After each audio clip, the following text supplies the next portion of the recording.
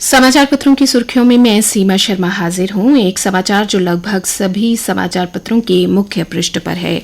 संघर्ष विराम के बाद भी बाज नहीं आया पाकिस्तान, रात तक गोलाबारी, सेना को जवाबी कार्यवाही के निर्देश, कई शहरों में ब्लैकआउट, जम्मू में बरती गई सतर्कता, उधमपुर में रहा हाई अलर्ट। विदेश सचिव विक्रम मिस्री ने प्रेस कॉन्फ्रेंस कर कहा, पाकिस्तान ने किया समझौते का उल्लंघन।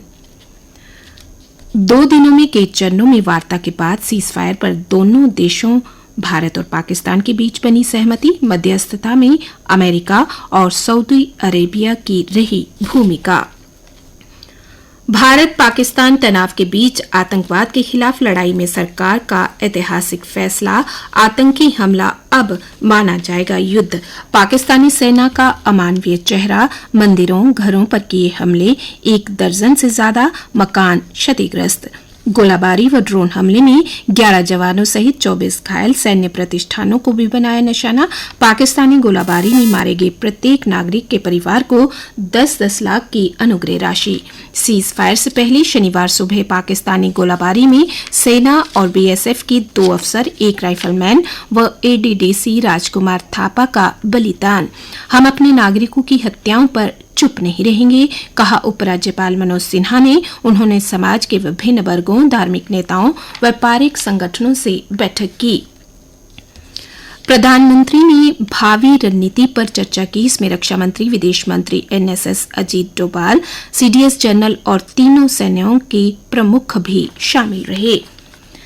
दुष्प्रचार की जंग भी जीता भारत, S-400 की तबाह करने जैसे झूठे दावों का पर्दाफाश। भारत ने कहा, किसी मस्जिद को नहीं बनाया निशाना, ननकाना साहब पर हमले का दावा झूठा। सरकार ने कहा, सांप्रदायिक नफरत पैदा करने के लिए पड़ोसी कर रहा दुष्प्रचार। विंग कमांडर व्योमिका ने वायुसेना के ठिकानों की बिना किसी क्षति वाली तस्वीरें दिखाई।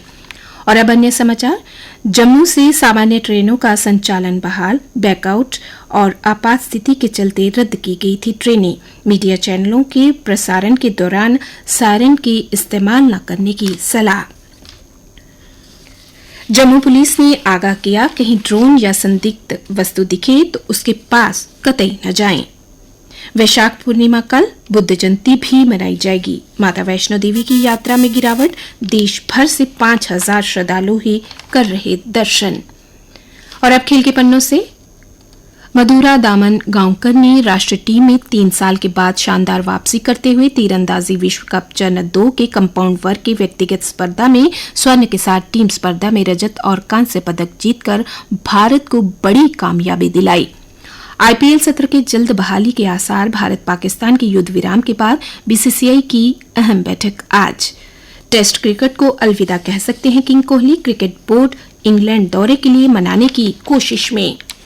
और अब मौसम विज्ञान केंद्र के अनुसार रविवार यानी आज प्रदेश के कुछ हिस्सों में बारिश हो सकती है।